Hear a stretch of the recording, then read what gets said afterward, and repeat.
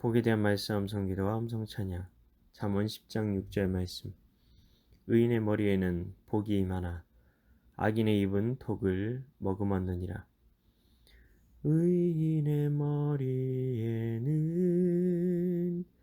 복이 임하나 악인의 입은 독을 머금었느니라. 의인의 머리에는 복이 임하나 악인의 입은 독을 머금었느니라. 말씀 기도입니다.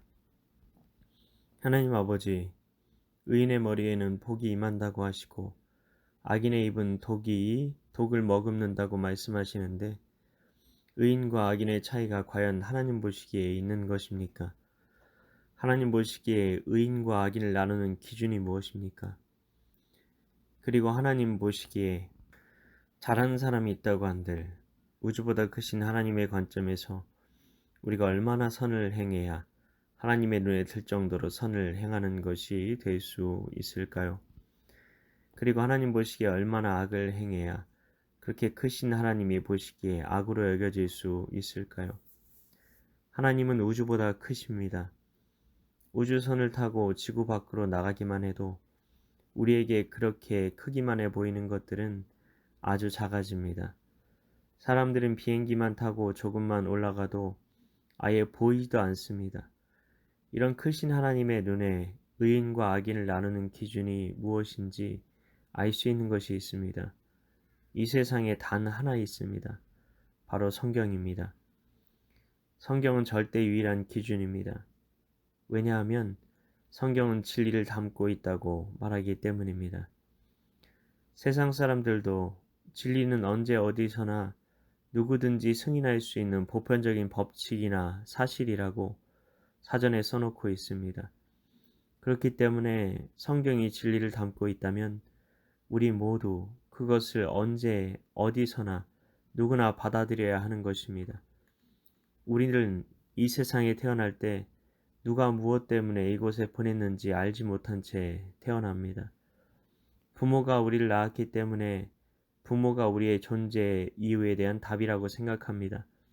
그러나 자라면서 부모를 낳은 부모가 있다는 것을 알게 되고 계속 그 위로 거슬러 올라가게 되면 인간이란 종의 근원에 대해 고민하게 됩니다. 과학자들은 그 근원이 우연에 있다고 말합니다. 과학자들은 원리를 탐구해서 그렇다고 말합니다. 그러면 그 원리에도 근본이 되는 원리가 있어야 할 텐데 그 원리는 어디서 나오는 것인가요? 더 고도화된 문명 속에서는 그 원리가 찾아질까요? 더 많이 연구하면요. 우리는 어느 누구도 보지 못하고 확인하지 못한 근원이란 문제에 대해 많은 시간을 들이고 있습니다. 그러나 시각장애우가 코끼리 다리를 만지는 것 같이 그 근본을 아무리 해도 찾을 수 없을 겁니다.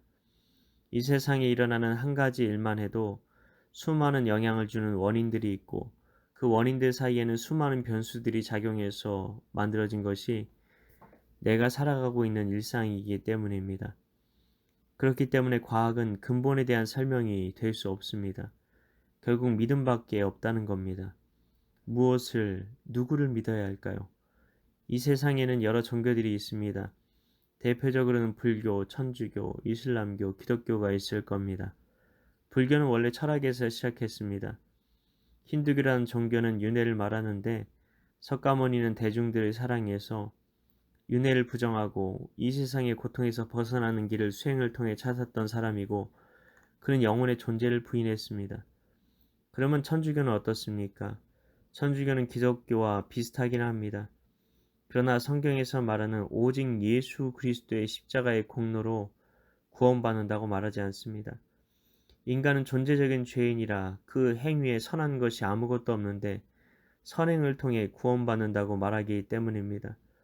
그리고 사제권이 너무 강화되어 있어서 사제들을 통해서만 구원을 받는다고 믿고 헌금을 통해 구원을 살 수 있다고 생각했으며 여전히 그런 부분들이 잔재처럼 남아있어 오직 예수를 전하지 않습니다. 그래서 종교개혁이 나온 겁니다. 그리고 이슬람교는 똑같은 하나님을 믿는다고 하지만 경전부터가 다릅니다. 예수님도 그들은 선지자 중 하나로 생각합니다. 그리고 그들의 파괴적이고 잔인하고 정욕적인 내세관은 종교라고도 생각되지 못할 만한 그런 종교임을 분명히 보여주고 있습니다.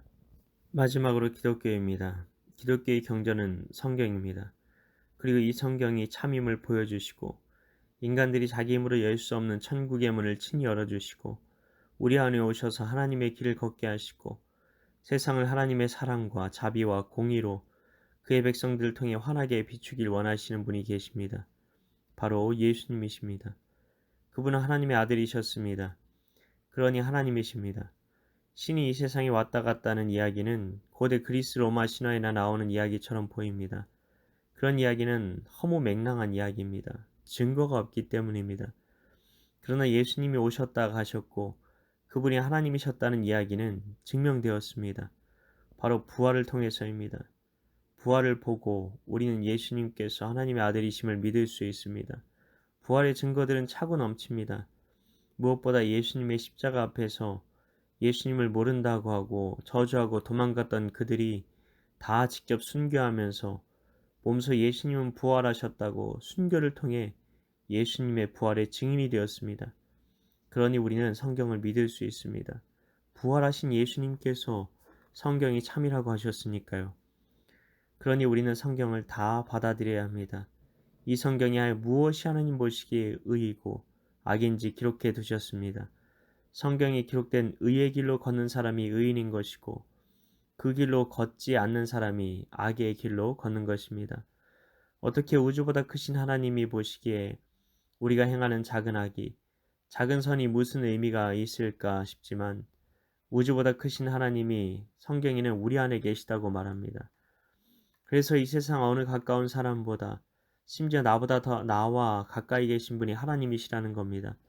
그래서 하나님께는 내게는 작아 보이는 죄가 나보다 크게 보이시고 내가 작게 보는 선을 나보다 크게 보시는 것입니다.